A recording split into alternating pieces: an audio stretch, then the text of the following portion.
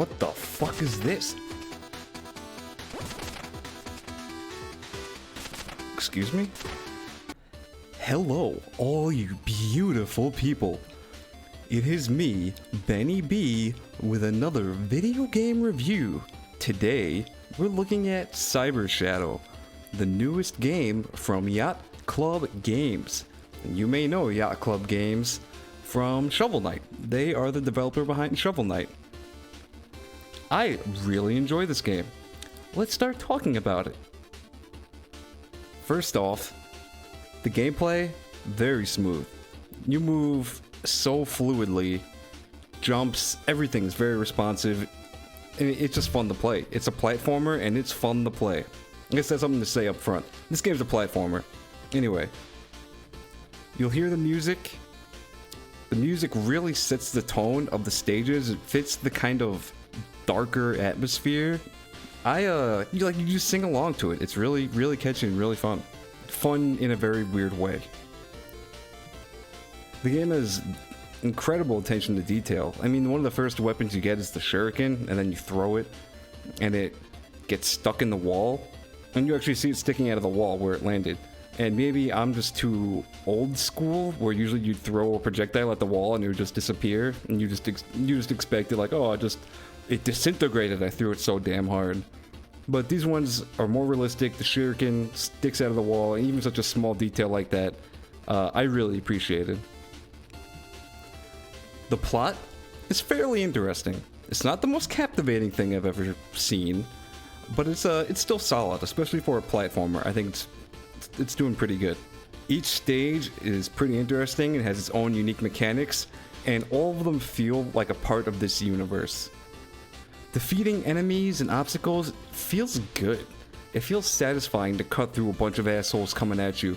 You see bugs flying at you, cut them down. You see these guys just rolling around, bouncing around, cut them down. Is there a turret in the ceiling attacking you?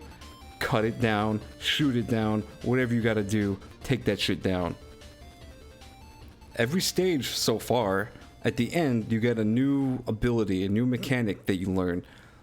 And that just keeps adding more and more complexity to the game and makes it all the more fun.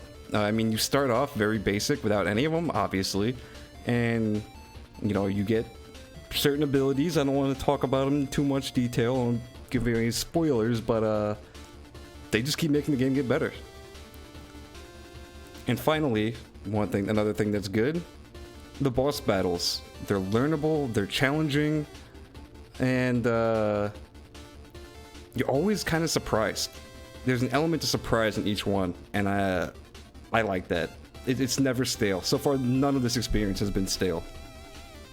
Now for the bad, and there aren't many, and they're very small bads. So far, the game is pretty linear. That's saying how it is.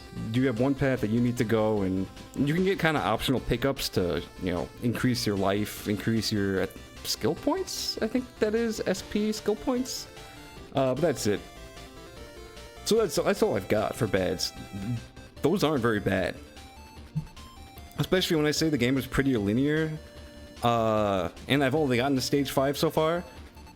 I'm pretty certain these levels are going to require some sort of replaying as you obtain the new abilities and you can be able to get to new areas. So I think that's actually important. So it's pretty linear so far, but I have a sneaky suspicion that you're going to need to revisit some of these stages with your new abilities, and I'm looking forward to it. Finally, my rating of this game, easy 9 out of 10. As I said at the very beginning, this game is badass.